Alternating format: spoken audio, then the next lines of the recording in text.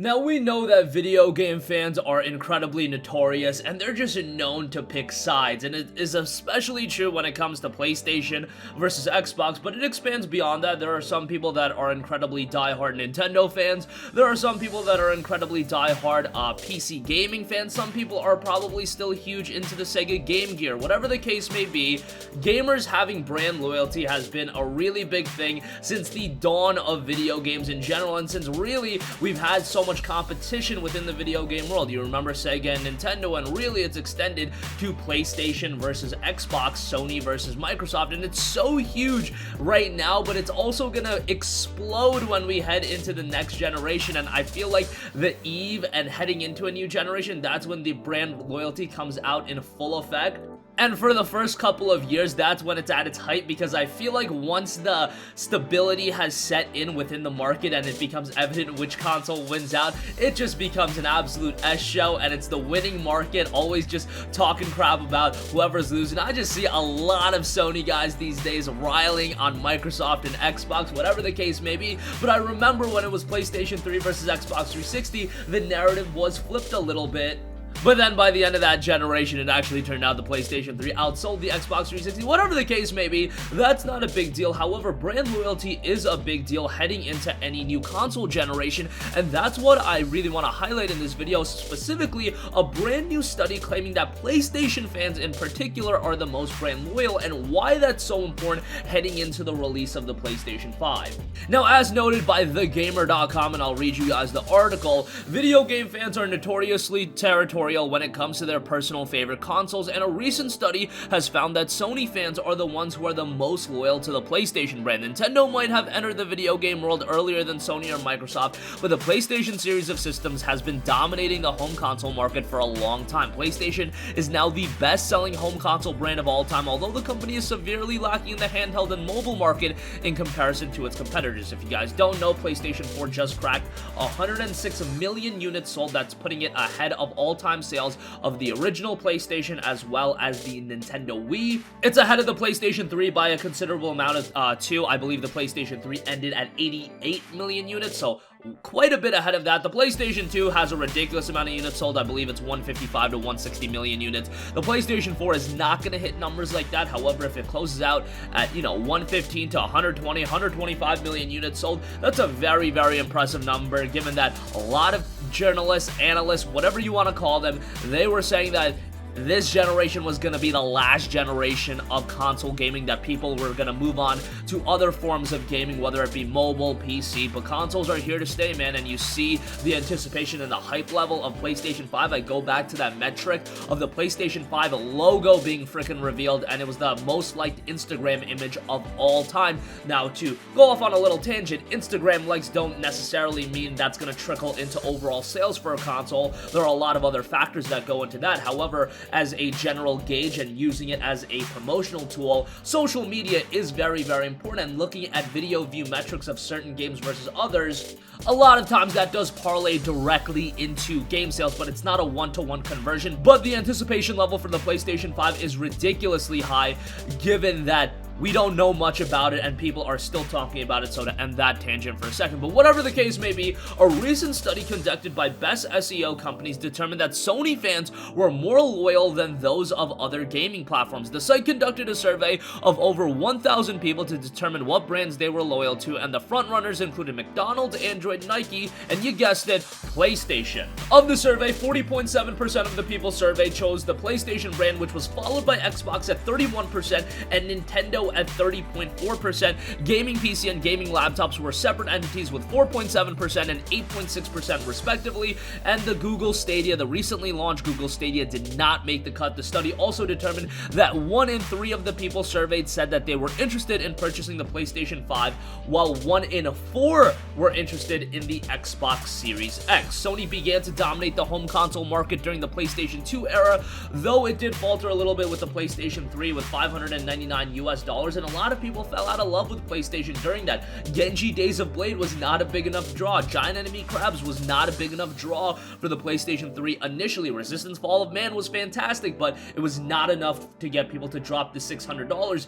But obviously, the table turned by the end of the generation when the console was $300, when there was a bevy of games from the Uncharted's, Ratchet and Clank's, Demon's Souls, whatever the case may be. There were phenomenal games on the PlayStation 3, and you ended the console lifecycle with this establishment that Sony exclusives, PlayStation exclusives are premier games, and Xbox had been faltering a little bit. Xbox, man, they were showing off, hey, we got Kinect, we got this, that, we got Connected Ventures, we still have Halo and Gears and Forza, but we also got Kinect, and a lot of gamers were like, man, I see the PlayStation guys, they're playing Uncharted, they're playing Killzone, they're playing all of these premier games, and these are games that people get attached to. These franchises, people are getting attached to it, whether it be an Infamous, an Uncharted, a Killzone.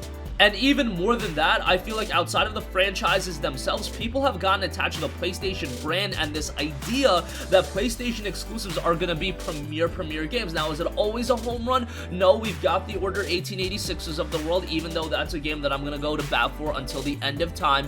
We have the Until Dawns that aren't quite as good, but still pretty good games. But then you look at everything else surrounding it, you got the Infamouses of the world, you have The Last of Us, you've got Uncharted 4, God of War, Marvel Spider-Man. These are high quality games, and when you talk about Microsoft not only is a little bit more inconsistent with their quality, but they're also inconsistent with the game releases, so they don't have that level of attachment. The hardcore gamer, the base where you build any console's foundation on, which you need from the get-go to really explore into the casual market, those gamers are gonna be with PlayStation as long as those high quality exclusives persist. Look, by 2019, why did a game like Days Gone sell as well as it did? It was just another open world adventure game. There was nothing really setting it apart. I love Sony Bend Studio, I love what those guys do, but I think a big reason Days Gone did as commercially well as it did was because that not only Sony put the promotional muscle behind the game, but also because this idea has been established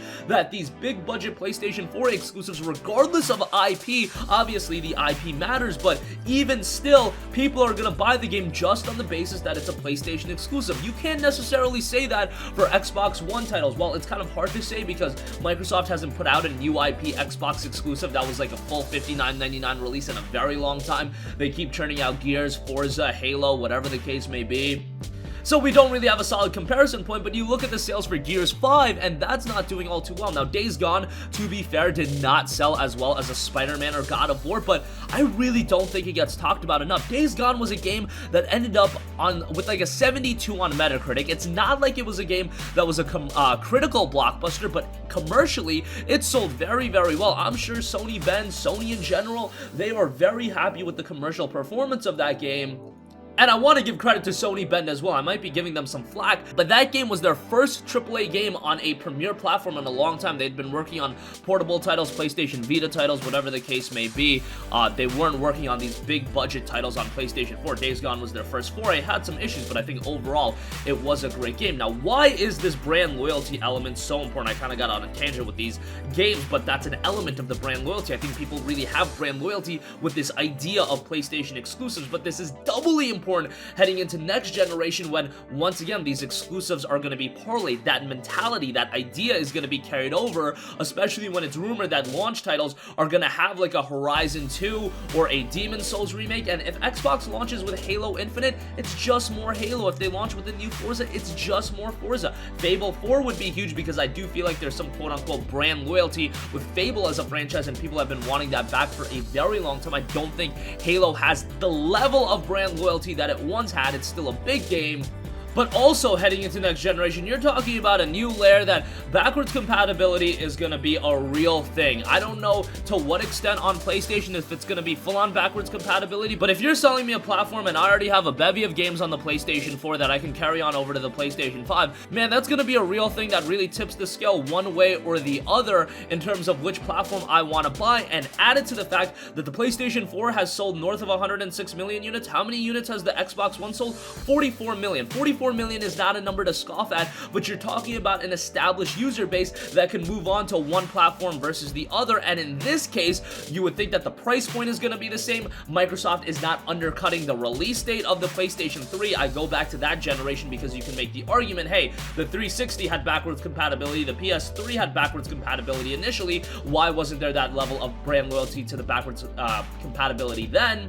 You're talking about a $600 console and a console that came out a year later. It's a completely different story now that they're coming out at the same time. Chances are they're going to be priced the same. I really hope they are, because the cheaper console usually ends up winning out unless there's a completely different quality lineup of exclusives, which is entirely possible, but I do think the PlayStation 5 should be at a quality price point, and they shouldn't, you know, overstep their boundary, because that's what really did them in with the PS3. However, all things being equal, I think that's going to play a big part. You're talking about all of the exclusives that have been established on the PlayStation 4. If a Horizon 2 is a launch title, there's brand loyalty there. Horizon sold like 10 million copies, astronomical numbers, and then that idea is going to be implanted. I'm going to be able to experience all of these other games. You throw backwards compatibility in there, I think that's going to be a big deal. Being able to carry your account over, I think more so this generation, heading into this new generation, that's going to be a bigger factor than any other generation in the past, because everything is equal.